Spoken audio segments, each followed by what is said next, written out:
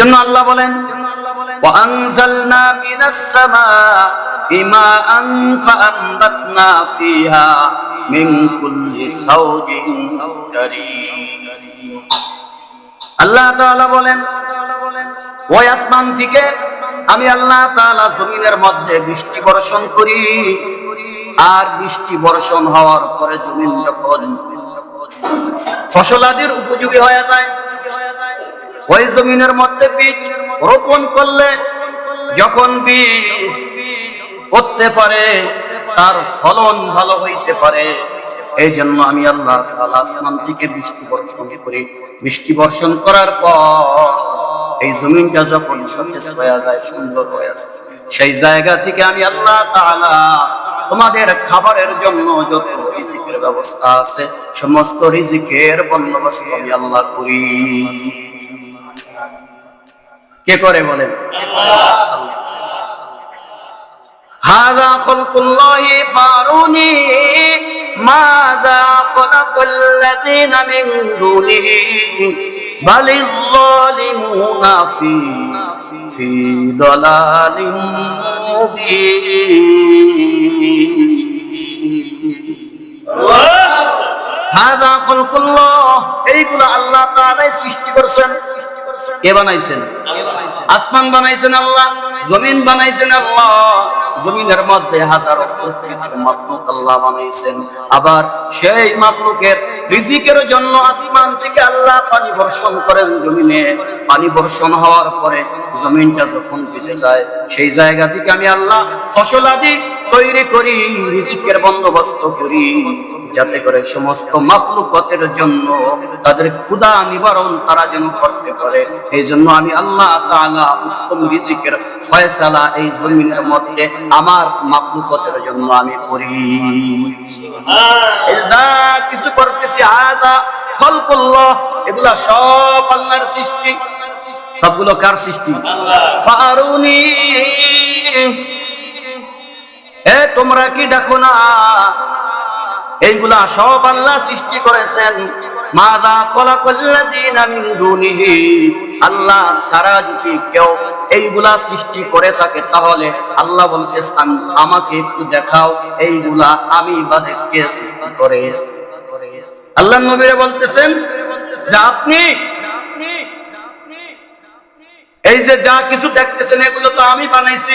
কাফেররা যেহেতু বলে আল্লাহ নাই, আল্লাহ বলতে কেউ নাই, তাহলে এই যে এইগুলা কে বানাইছে তাদেরকে একটু বলেন, যে যারা বানাইছে তাদেরকে যেন একটু আমি আল্লাহরে দেখাই যে তারা বানাইছে। বালিল যালিমুনা ফি দালালিম মুবিন। আল্লাহ তাআলা বলতেছেন বরং যারা জালেম অপরাধী, যারা নাস্তিক মার্কা বেঈমান, তারাই শুধু স্পষ্ট গুনাহের মধ্যে রয়েছে। তারাই শুধু বলে না আল্লাহ বলতে কিছু নাই, আল্লাহর অস্তিত্ব নাই। যা কিছু আমরা দেখতেছি সবগুলো প্রাকৃতিক ভাবে যুগের পর যুগ ধরে এগুলো অটোমেটিক আসতেছে। নাউজুবিল্লাহ নাউজুবিল্লাহ। আরে ভাই, এক সময় তো আসমান ছিল না, জমিন ছিল না, কিছুই ছিল না। আল্লাহ তাআলার আরশ ছিল পানির উপরে। কিসের উপরে ছিল? আল্লাহর আরশ ছিল পানির উপরে। আল্লাহ পাক রব্বুল আলামিন সর্বপ্রথম কলম বানাইছেন। কি বানাইছেন? আল্লাহ তাআলা সর্বপ্রথম কলম বানাইছেন। নুন ওয়াল কালামি ওয়া মা ইয়াসতুরুন।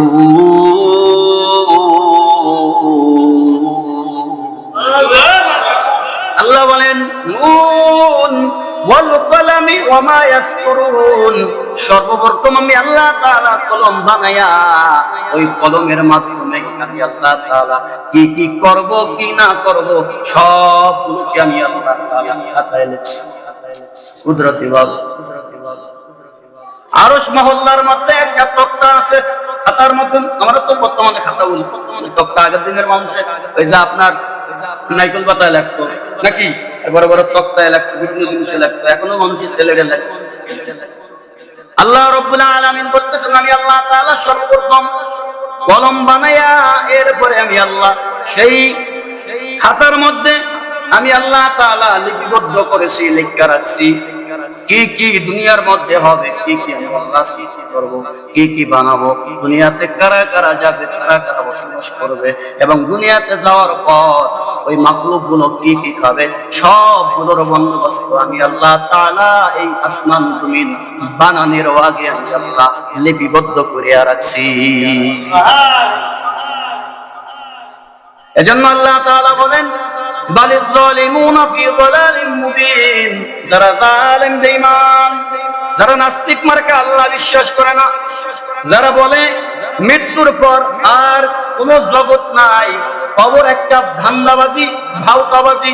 এই যে মুসলমানদের নবী কোরআন এগুলোর মধ্যে ভাউতাবাজি, মরার পরে আর কিছুই নাই। মানুষ তো মারা যায়, মারা যাওয়ার পরে মানুষের হাড্ডি গুড্ডি সব মানুষের খায়া ফেলে একেবারে। মানুষ মারা যাওয়ার পর মানুষের হাড্ডি গুড্ডি চামড়া যা কিছু আছে সবগুলো মাটির সাথে একেবারে মিশে যায়, কিছুই পাওয়া যায় না।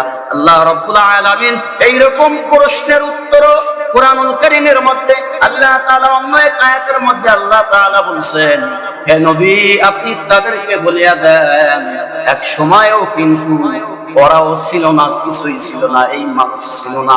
ওই সময় যদি আমি আল্লাহ তাআলা কোন চিত্র না দেখিয়া আমি আল্লাহ যদি মানুষ বানাইতে পারি, তাহলে এখন তো আমি আল্লাহ মানুষ বানাইছি, মানুষের একটা চিত্র আছে আমার কাছে। অতএব মরার পরে কেন আমি আল্লাহ তাআলা আবার দ্বিতীয়বার মানুষ বানাইয়া ওই হাসরের ময়দানে উঠাইতে পারবো না? কি আল্লাহ পারবে কি পারবে না? সেই শক্তি আল্লাহর আছে না নাই?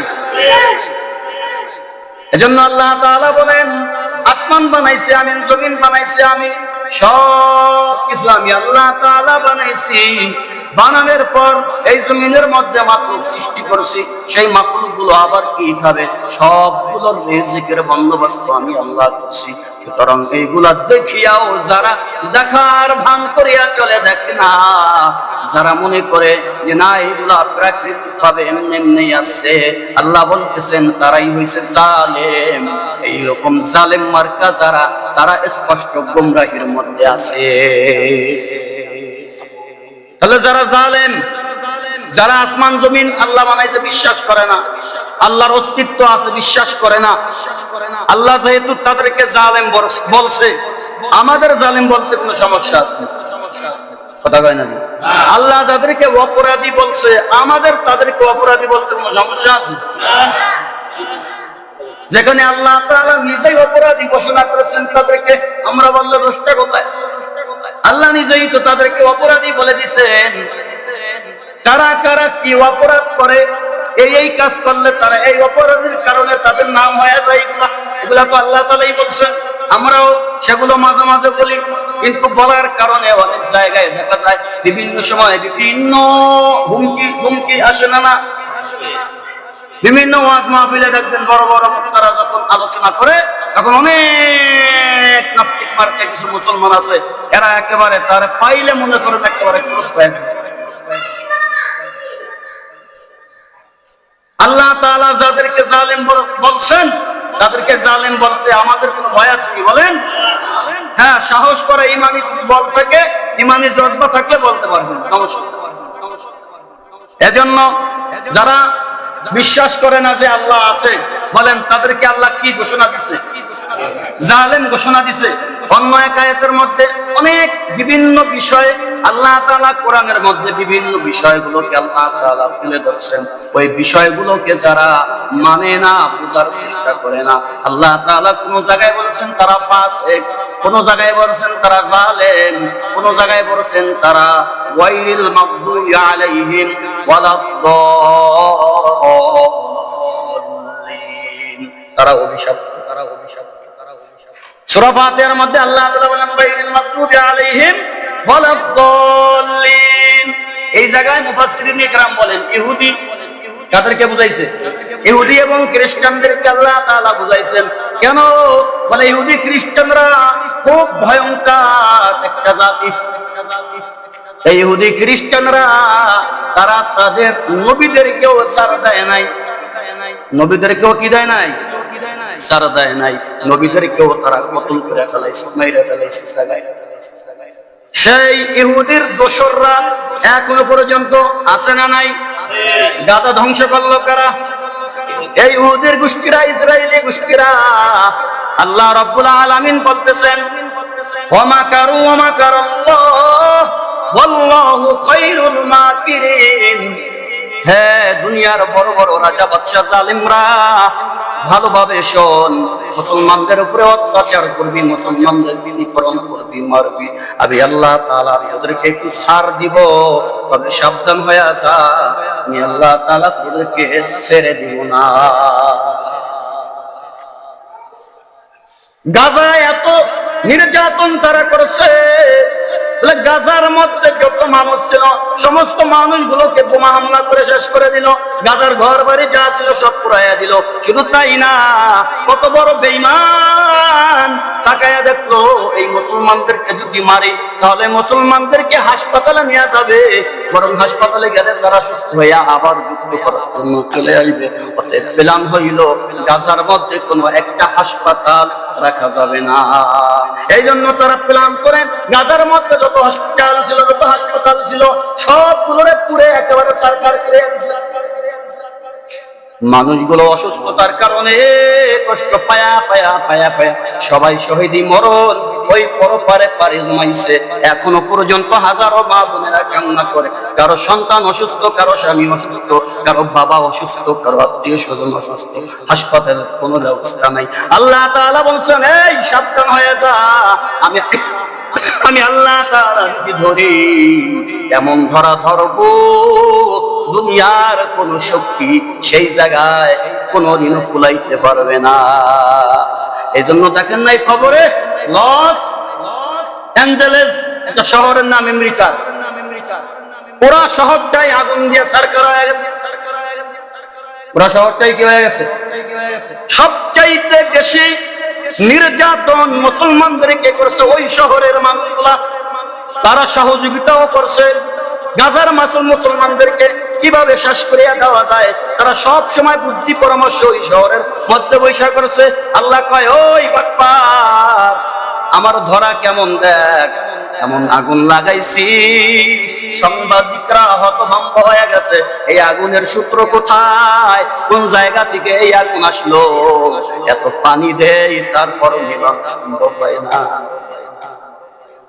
আল্লাহ বলতেছেন, আমি যদি ধরি দুনিয়ার কোন ক্ষমতাগিরি সেই জায়গায় আর চলে না। এজন্য বলেন, আমার আল্লাহ আছে না নাই?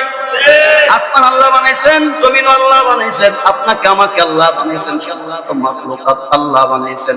আল্লাহ সব কিছু বানানোর পরে আল্লাহ তাআলা বলতেছেন, এ বান্দা, সব কিছু বানানোর পরে এই হাজার হাজার মাখলুকাতের মধ্যে আমি আল্লাহ তাআলা মানুষ জাতিকে সর্বশ্রেষ্ঠ করিয়া বানাইছি। অতএব এই মানুষের খেদমতের জন্য যত মাখলুকাত আছে সবগুলো আমি মানুষের খেদমতের জন্য বানাইছি। আর আমি আল্লাহ মানুষ বানাইছি শুধু আমি আল্লাহর গোলামি করার জন্য। অতএব আমার জমিনে থাকবি, আমার নিয়ামত খাবি, আমার ফসলাদি খাবি, খাওয়ার পরে যদি তুই আমার একবার সুবহানাল্লাহ বলে ডাকতাস, আলহামদুলিল্লাহ বলে ডাকতাস, আল্লাহ বলে যদি ডাকতাস, আমি আল্লাহ তোর কাছ থেকে টাকা চাই না, পয়সা চাই না, কোনো কিছুই চাই না। আমি আল্লাহ তাআলা শুধু তোর কাছ থেকে আল্লাহ নামের ডাকটা শুনতে চাই। আমি আল্লাহর হুকুমগুলো তোরা মানুষ কিনা এই জিনিসটি শুধু আমি আল্লাহ দেখতে চাই। তোরা যদি করো, আমি আল্লাহ তাআলা তোদের রিজিকের মধ্যে আমি আল্লাহ আরো রিজিকের বৃদ্ধি আমি আল্লাহ ঘটাইয়া দিব।